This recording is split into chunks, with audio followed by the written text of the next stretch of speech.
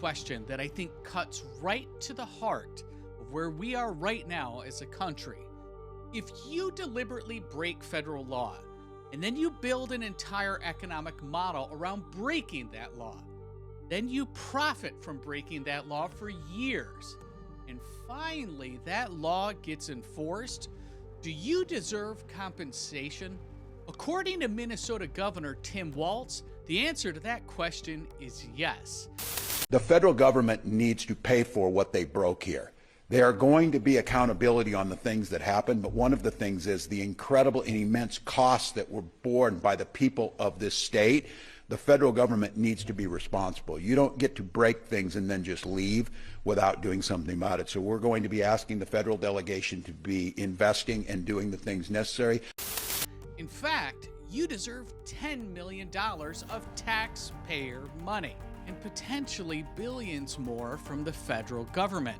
Let's talk about the most audacious shakedown in modern American politics. Here's what's happening in Minnesota, and I want to lay this out very carefully because the implications of this are staggering. Governor Tim Walz has announced a $10 million fund that Minnesota taxpayer money have donated into to compensate businesses that are suffering economic hardship. Now you might think, okay, it's hit by a natural disaster or maybe a pandemic, but no.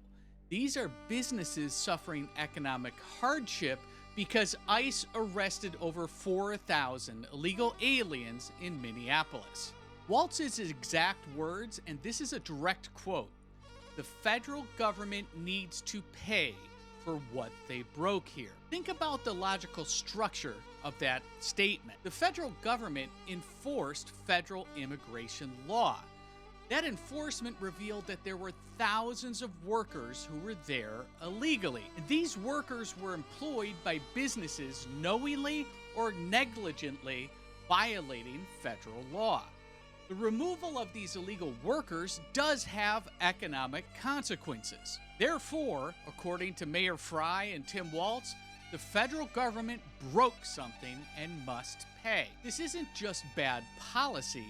This is an intellectual and moral framework that turns the entire concept of law enforcement on its head. Now let's understand what Walz is actually defending here, because this goes way beyond a few restaurants.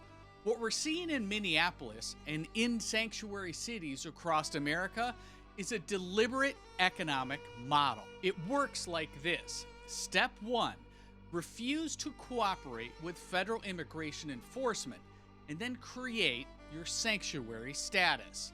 Step 2, illegal migrants flow into your city knowing that they're protected from deportation. Step 3, businesses build operations around this new labor pool. They can now pay below market wages because these workers are just grateful to be here and making more than they ever would wherever they came from. Step 4, landlords profit by cramming multiple families into single apartments and inflate their rents. And step 5, local governments collect property taxes on those inflated values and those federal welfare dollars based on the population of the city.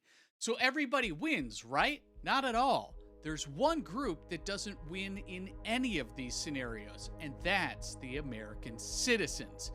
Let me give you the numbers. The median income in Minneapolis, it's $52,000.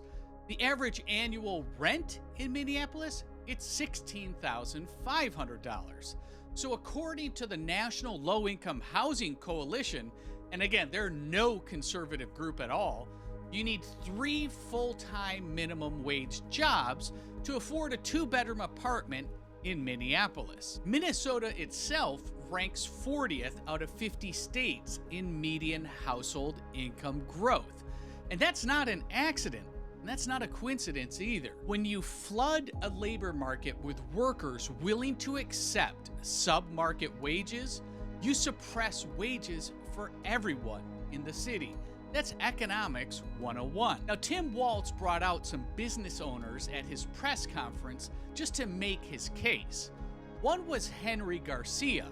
He was a Colombian immigrant who runs a grocery store. Garcia said that sales dropped by half, and I quote, "My customers are afraid to go shopping." In the New York Times, they did one better. They profiled Oscar Murcia. He owns multiple restaurants and had to close one of his locations. And he's cutting back hours across all of the locations, affecting all of his staff. Now, 4 of Murcia's employees were detained by ICE, though the Times notes that Murcia said that he had working permits and pending asylum applications for each one. Now look, I have no personal animosity towards these business owners, but let's be very clear about what we're being asked to sympathize with. The ask is that these businesses are built on some economic model and on a workforce that at a minimum was in legal limbo and more likely was here illegally. They benefited, those companies, from paying below market wages. Those companies also benefited from workers who just couldn't complain about working conditions. And those business owners also benefited from a system that gave them a totally unfair advantage over competitors who followed the law and hired American citizens at market wages. And now that that immigration law is being enforced, well, they want compensation. This would be like a speakeasy owner in 1933 demanding compensation because prohibition was repealed and he lost his business model. This audacity is completely breathtaking. But here's what they're really not telling you that you need to know about Tim Walz's priorities. At Walz's press conference, he said this, and I quote, "I want to speak directly to Minnesota's immigrant community. By extension, these are America's immigrant community. We see you, we hear you, and we value everything that you bring." Walz went on to quote the Statue of Liberty. "Give us your tired, your poor, your huddled masses yearning to breathe free." Then he concludes with this line, "Immigration is the core of who we are." And he closes with this, "There is no Minnesota without our immigrant community." So did you notice what's completely absent from all of that? What's completely missing is Walz acknowledging American citizens. Not once did he say, "We see the American workers who've been priced out of their communities."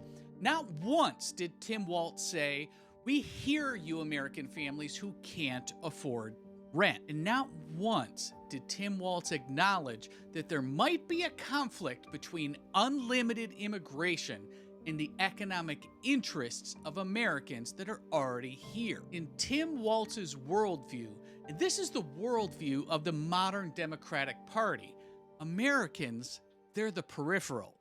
We exist to fund the welfare states that they create. We exist to absorb the economic disruption that they create. And we exist to make room. But when it comes to our interests, our wages, our housing costs, or our communities, well, those are just secondary at best. Now, contrast this with what's actually happening under Donald Trump's enforcement. And since Trump took office and began a serious immigration enforcement, wages are up. Real wages in the private sector grew by $1,400 in Trump's first year back. Housing costs are down. When you're not adding hundreds of thousands of people who are all competing for limited housing, well, the prices start to stabilize. Crime, it's plummeting. Murders dropped significantly in Trump's first year back in office. And here's a data point that every American should know. Restaurant wages, just like that restaurant owner in Minneapolis was complaining about, when you enforce law, they're projected to grow from 3.7% to 5.6% in 27. So you might ask the question, why? And I'm quoting from the Restaurant Business Online publication, "Fewer workers means restaurants will have to once again compete for employees. The only way they can do that is by paying higher wages. This is what economists call a tight labor market. And when employers can't just import cheap labor and they have to compete for workers by offering better wages and offering better working conditions, all of which benefit American workers. But it's devastating to businesses that built their model on cheap, exploitable foreign labor. And that is who Tim Walz is defending. Walz is not defending American workers. He's not defending American families. The businesses that exploited illegal immigration for profit, well, those are who Walz is defending. So what we're watching here is a clash between two fundamentally different economic visions. The Trump vision is what I'd call a productivity economy. And Trump has said explicitly this: we're going to need robots to make our economy run because we do not have enough people. But what Trump is saying is he's talking about increasing productivity through technology and innovation, and in turn, paying workers more, investing in automation, and making American workers more valuable for the hours that they work. That is how you raise the standard of living, and that's how you build a broad-based prosperity across the nation. And contrast that with the Democratic vision. And Walz was really honest when he said this. This is an extraction migration economy.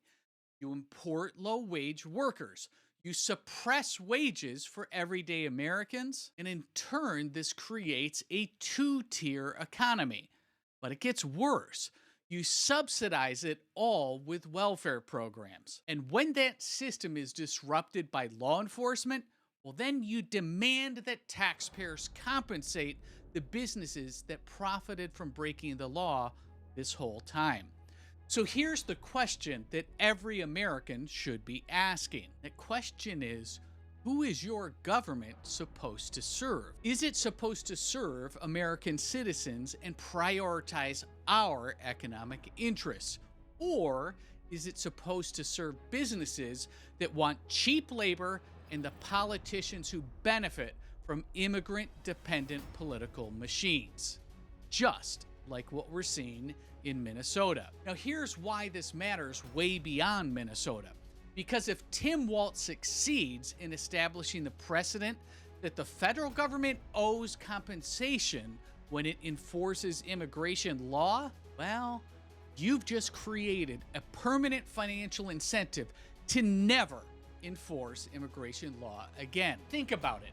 Every single sanctuary city in America would make this same claim that Walz is making right now. Chicago, Los Angeles, New York, San Francisco, well, they would say, you enforced law. Our legal economy collapsed because of it, and now you owe us billions of dollars.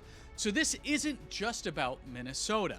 This is an attempt to create a financial deterrent to immigration enforcement itself. And it's an attempt to make it so expensive to enforce the law that future administrations won't even think about doing it. It's also an attempt to institutionalize sanctuary city economics as permanent American policy. So let me come back to where I started.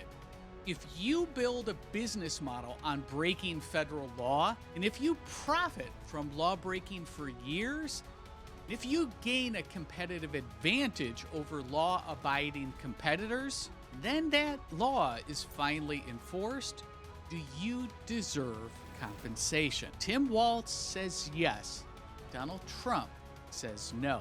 The economic data is increasingly clear about which approach actually benefits American workers.